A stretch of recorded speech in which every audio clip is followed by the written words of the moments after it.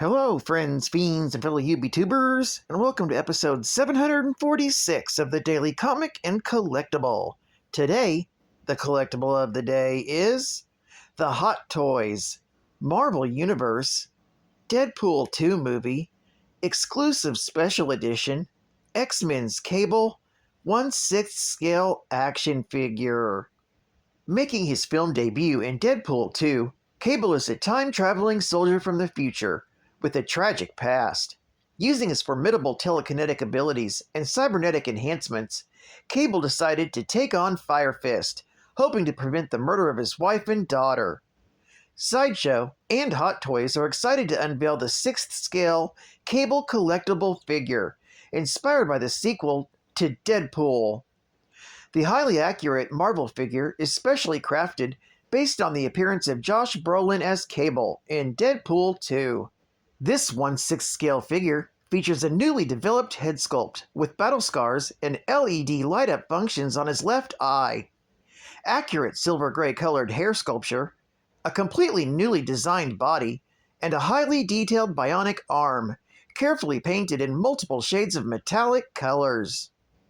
The costume is a skillfully tailored military outfit with a heavy weathered effect.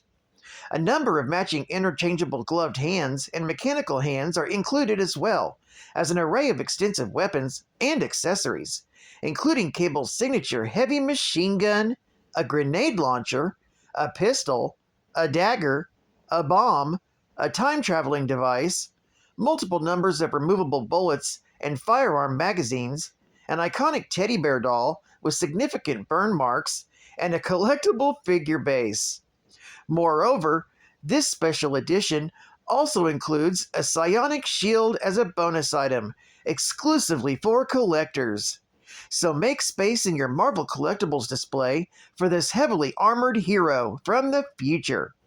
This 12-inch scale Cable and all accessories comes in a collector-friendly, easy-in, easy-out storage box, and was released in 2020 by Hot Toys Collectibles. Now, the comic of the day is Cable, Volume 1, Issue number 23, with a cover date of September 1995, with story by Jeff Loeb, art by Ian Churchill and Tim Sale, and cover by Ian Churchill. This story is titled Family Secrets. The story opens outside of the X-Mansion, with Cable hanging upside down meditating when he's found by Storm.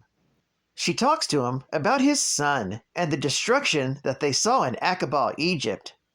Cable tells her that he just received a postcard in the mail. He says that it was addressed to Nathan Dayspring, and he says not many people know him by that name. Storm finds this startling and tells Cable to take it to Professor X to see who he thinks wrote it. Meanwhile, Domino has made her way to the Rockies and dodges a bunch of hunters looking for the Bigfoot that seems to be roaming the land. She has a fear that she knows this being and thinks it may be her friend Grizzly. She finally makes it to a clearing in the woods, and she finds some tracks. She examines them and finds that they do belong to her friend, and she heads off to find his cabin that's nearby. Back at the mansion, Professor X reads the postcard that Cable brought him. The postcard's unsigned, but he believes it's from his son Tyler. And Cable seems to have a link to all things involving his son. But what he wants to know is why he sent it. Cable tells the professor that in their last encounter, Tyler assumed a new name, Genesis, and he believes he has the power to assume Apocalypse's mantle. Cable then asks the professor if he can scan for mutants and find Tyler so Cable can put an end to this. However, according to the professor, someone or something has been creating a psionic disturbance on the astral plane, making it extremely difficult. Cable then says he'll find another way. Meanwhile, Domino finds Grizzly's cabin. She picks the lock and enters the building. She finds that it's in the exact same shape as when she first was there, years ago. She finds an old photo of Cable, Grizzly, and her. She remarks on how they once had nerves of steel, and she's troubled that something has happened to Grizzly. Later, Cable finds Blacksmith on his ship in Maryland. He's working on finding out who broke into his ship recently, and has not had much luck. Cable finds a map of Europe with marks on the Swiss Alps, Geneva, and Paris, and wonders who Blacksmith is tracking. Blacksmith quickly turns off the screen and tells him no one. Cable asks him for help in finding Tyler. Cable is told to check out his sanctuary, since Blacksmith has registered activity there recently. He also tells Cable that Genesis is much more powerful than he thinks. Cable wonders how Blacksmith knows of Tyler's name change to Genesis, and then heads off to Tyler's sanctuary. Blacksmith soon sits on the floor and performs a ritual that brings Mother Ascani to him. They discuss Cable's lack of understanding his destiny, and Mother Ascani tells Blacksmith that Cable's trials have only begun. Meanwhile, Domino searches every room in the cabin and hasn't found Grizzly. So she heads up to the attic and begins to think of the nightmares she had as a child about the boogeyman in the attic. She slowly opens the attic door and shines a light and sees multiple decaying corpses hanging from the ceiling. She realizes that Grizzly is the one that murdered those hunters. Suddenly, she hears a growl from behind her and turns to see Grizzly, who's been deformed and looks like a wild beast. Grizzly greets his old friend and says that someone is manipulating him to kill. And unfortunately, since she's there, only one of them will be leaving. Cable makes it to Tyler's sanctuary and searches for clues. He thinks that no one's home, since the place appears to be untouched since the last time he was there.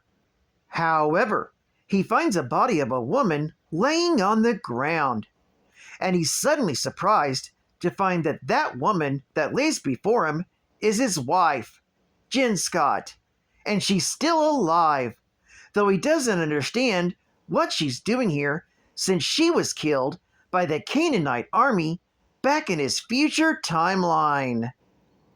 This story is continued in Cable, issue number 24. Geek Fact: before Cable's first ongoing series that was introduced in 1993, the character was featured in his first solo series in 1992, a 2-issue miniseries titled Cable, Blood and Metal.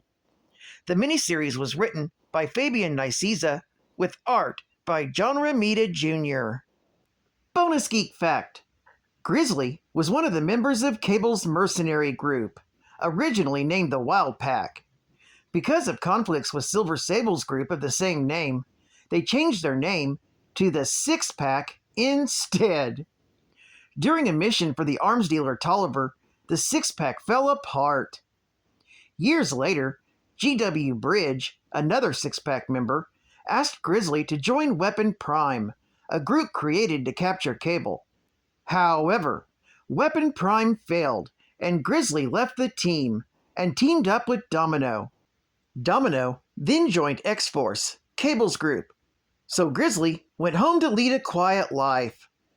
Sometime later, he became a serial killer while under the mind control of Genesis, Cable's son.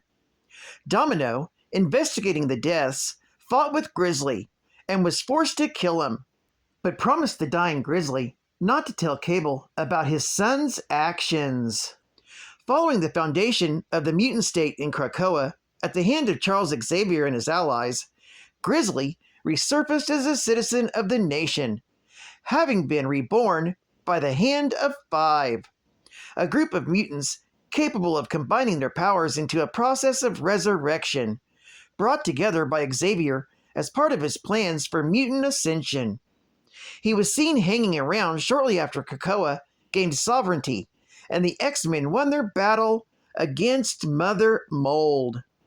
After Krakoa went into the white-hot room, he decided to stay on Earth and joined a local mutant support group alongside his fellow mutants Jack Mead, and Ugly John. Advertising ad fact. Beneath this shocking exterior lies a real sweet treat. Don't be fooled. When your taste buds tell you this is wild, just keep going. Soon that chewy, fruity center will start working through, and the two tastes will combine to make your mouth happy. Suddenly, it's over, and you want more. Pop in another Shock Tarts candy and start that ride all over again. Shock Tarts, only from Wonka.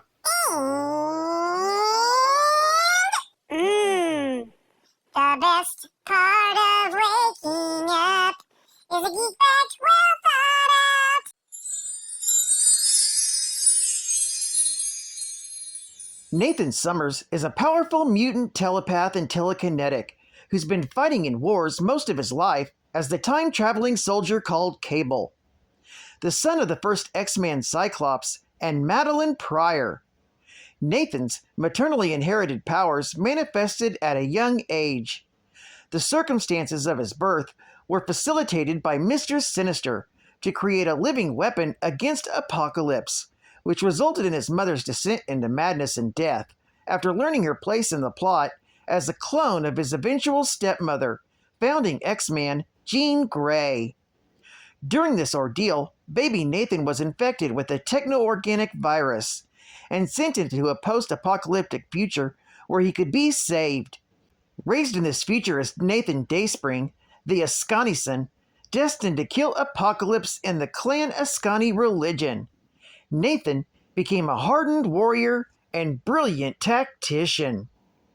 During his teens, Nathan returned to the past and reconnected with his parents and older sister Rachel on the budding mutant nation of Krakoa, but eventually returned to his adopted future to thwart Strife, his own radical terrorist clone. After decades of struggle, Nathan traveled further back to a period closest to his original departure and formed the Six-Pack to continue the battle. He also joined the New Mutants as their leader and eventually reformed the team into the militaristic X-Force. Well, I'd like to thank you for joining me for another Daily Comic and Collectible, and I hope to see you again Friday. This is Cut Fun Comics Man, and I'll catch you on the flip, baby. Over and out.